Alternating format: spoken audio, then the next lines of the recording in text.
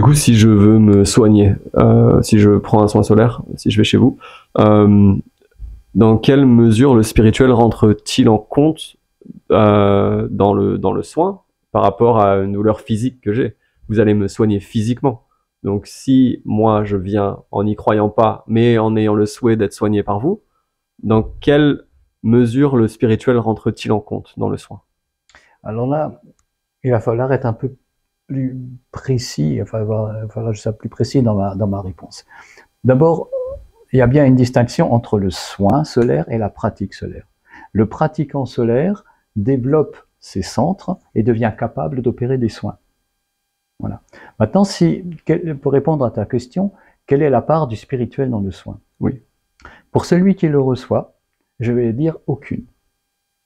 Vous pourrez pousser le trait jusque-là. Pour celui qui opère le soin, il faut qu'il travaille effectivement avec ses centres, et ses centres sont en relation avec l'esprit. Donc, celui qui opère le soin fait un travail spirituel d'élévation de son niveau vibratoire pour mettre à disposition de celui qui reçoit des énergies qu'il va être capable d'émaner. Celui qui reçoit, lui, reçoit des énergies. Mais qu'est-ce qui va opérer le soin finalement? Ça va être l'inconscient de celui qui reçoit, qui lui est capable de recevoir ces énergies, il reçoit en quelque sorte une nourriture qu'il va pouvoir utiliser, et c'est l'inconscient, donc je répète, de la personne qui reçoit le soin, qui opère le soin, voire la guérison. Donc je peux avoir accès aux soins et aux bénéfices du soin solaire sans pratiquer. Tout à fait. Tout à fait. Donc si je viens chez vous, je n'ai jamais pratiqué, je peux quand même avoir accès aux bénéfices de la pratique. Bien sûr. Sans y croire. Oui, sans y croire.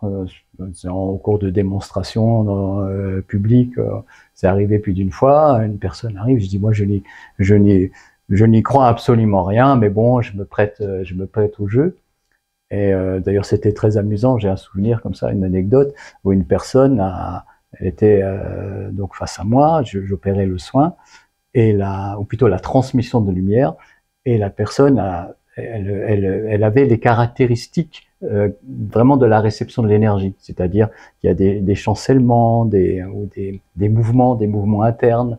On ressent que la personne est en train de s'imprégner de quelque chose. Donc ça fonctionnait très bien. Et le public, d'ailleurs, dans la salle, le voyait très bien. La personne a ouvert les yeux et a dit « Bon, c'est tout, moi, j'ai rien ressenti. » Et tout le public a éclaté de rire, parce que il le voyait bien que ça fonctionnait. Mais le problème, par exemple, de cette personne, et ça arrive parfois de temps en temps, c'est qu'elle n'a pas développé la sensibilité pour reconnaître les faits. Elle va le ressentir, mais elle va pas identifier, elle va dire « Oh voilà, j'ai un petit peu de vertige, un peu ci, un peu ça ». Elle ne voit pas, elle ne sait pas décoder les informations que lui envoie son corps. Depuis que j'ai reçu un soin solaire de votre part, je trouve que ma vie est assez magique en fait. Je suis dans l'euphorie constamment. Il y a énormément de synchronicité, enfin beaucoup de choses m'arrivent, beaucoup de choses positives m'arrivent. Pourquoi? Chacun est différent. En principe, le résultat que tu attestes est le résultat d'un travail intérieur.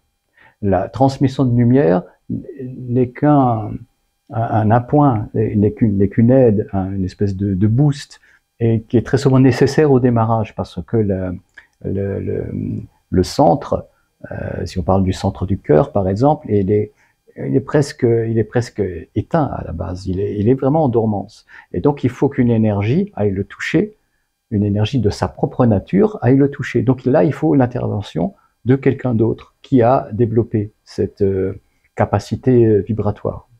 Une fois que ça c'est fait, et c'est ce qui s'est passé pour toi, cette vibration va procurer si tu es arrivé à la reconnaître, à l'identifier, et en quelque sorte à travailler avec, à l'intégrer dans ta vie. Donc évidemment, là, il y a des choses qui se passent. La vie devient plus magique, Oui, déjà, tout simplement parce qu'il y a déjà beaucoup moins d'obstacles. Il y a beaucoup plus de clarté on pourrait dire dans tes enveloppes psychiques et énergétiques. Et le centre continue à travailler. En rentrant dans une pratique plus formelle, en se concentrant sur le centre, en apprenant à respirer d'une manière particulière, et encore 2-3 autres éléments qui sont propres vraiment à la pratique, tu pourrais aller plus loin et vraiment développer cet aspect-là dans ta vie, dans ton être.